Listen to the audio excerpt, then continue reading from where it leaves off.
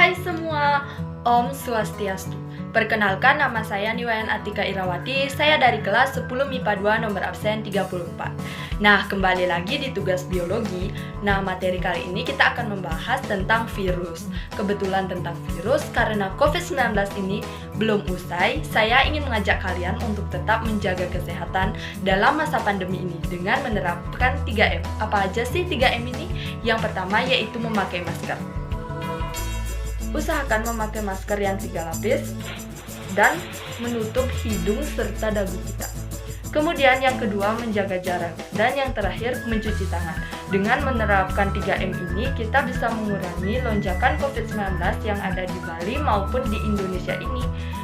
Karena walaupun level PPKM telah diturunkan, belum sepastinya COVID-19 ini telah usai. Oke, langsung saja masuk ke tugasnya. Jadi tugas kali ini kita disuruh untuk membuat peta konsep virus serta peranannya. Nah, di sini saya sudah membuat peta konsep virus serta peranannya. Jadi, virus adalah sebuah agen infeksi yang berukuran kecil yang bereproduksi di sel inang yang masih hidup. Oke, selanjutnya kita akan bahas mengenai ciri-ciri dari virus tersebut. Nah, di sini saya akan membacakan dari buku LKS Biologi kelas 10. Nah, yang pertama yaitu berukuran kecil antara 20 sampai 300 nanometer. Jadi berukuran sangat kecil. Kemudian yang kedua hanya dapat dilihat dengan mikroskop elektron, berarti menggunakan alat-alat tertentu agar kita bisa melihat virus tersebut. Nah, kemudian yang ketiga bersifat parasit obligat. Yang keempat, tubuhnya hanya tersusun dari selubung protein dan asam nukleat. Yang kelima, tidak dapat diendap dengan sentrifugasi biasa. Yang keenam, tidak dapat bergerak maupun melakukan metabolisme sendiri. Yang ketujuh, tidak dapat membelah diri, tidak bernapas, tidak tumbuh, dan tidak mengalami ekskresi. Dan yang terakhir atau kedelapan yaitu bentuk tubuh virus bervariasi.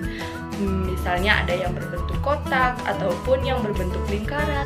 Nah, selanjutnya kita akan bahas mengenai inti dari tugas kali ini, yaitu tentang peta konsep virus serta peranannya. Nah, di sini langsung saja kita bahas. Yang pertama yaitu virus akan dibagi menjadi sifat serta peranannya. Di sini kita akan bahas mengenai sifatnya terlebih dahulu. Nah, apa saja sih sifat dari virus ini? Yang pertama yaitu hanya hidup pada sel hidup dan dapat mengkristalkan diri. Yang dimaksud di sini berarti virus ini hanya hidup pada sel hidup. Berarti dia tidak bisa hidup pada sel yang sudah mati.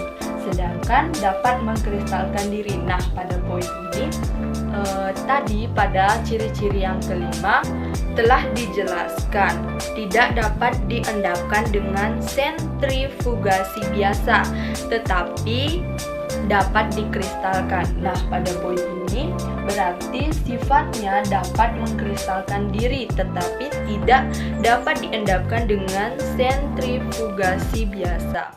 Nah, selanjutnya kita akan membahas mengenai peranan dari virus tersebut. Nah, di sini saya tidak akan memperlihatkan wajah saya karena agar peta konsep saya bisa terlihat dengan jelas.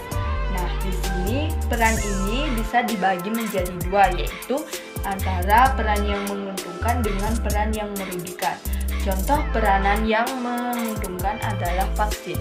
Nah, kemarin kita kan vaksin COVID, pastinya dapat meningkatkan imun tubuh kita. Nah, di sini dapat dijelaskan bahwa vaksin dapat dibuat dengan bantuan mikroorganisme atau virus serta bakteri patogen yang telah dilemahkan sehingga sifat patogenitasinya hilang, tetapi sifat antigenitasinya tetap ada.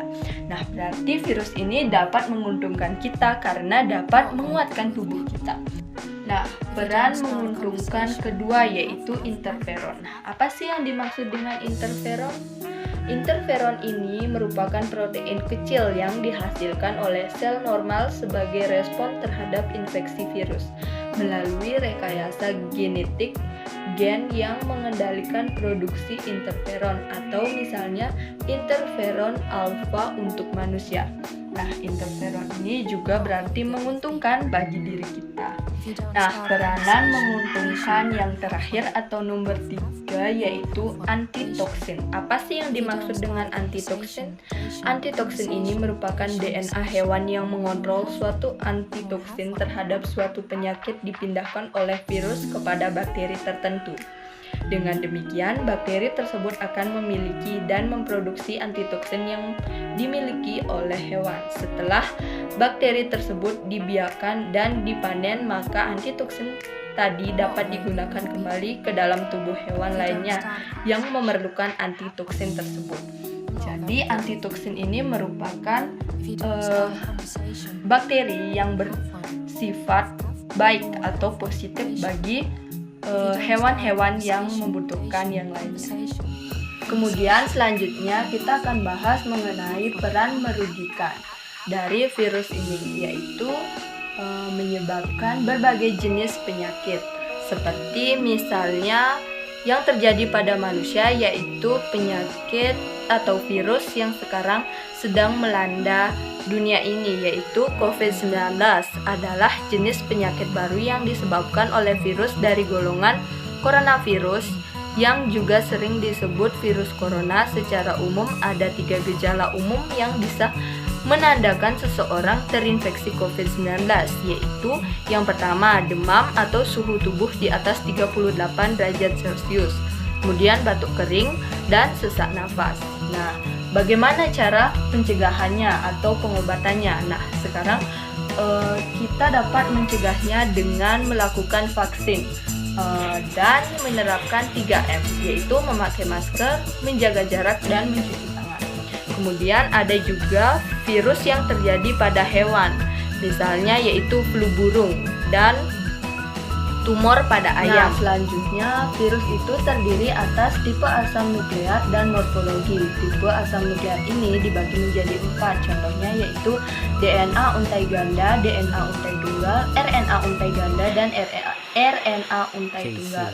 Sedangkan morfologi yaitu contohnya kompleks, polihedral, isohedral, berselubung, dan heliks.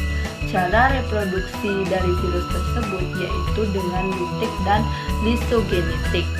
Nah, litik ini merupakan siklus reproduksi virus yang pada akhirnya menghancurkan sel inang, disebut sebagai siklus litik.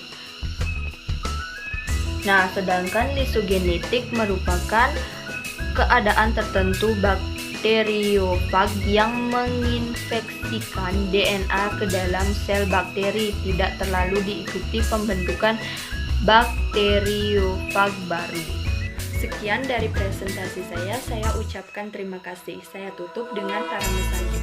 Om Santi Santi Santi. Biologi bakalan gampang kalau kalian ngerti materinya. Semangat!